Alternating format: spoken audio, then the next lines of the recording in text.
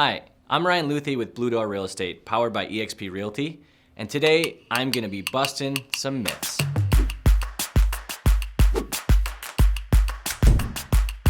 Myth number 8, if I buy a 100-year-old property, I'm gonna spend a fortune on repairs.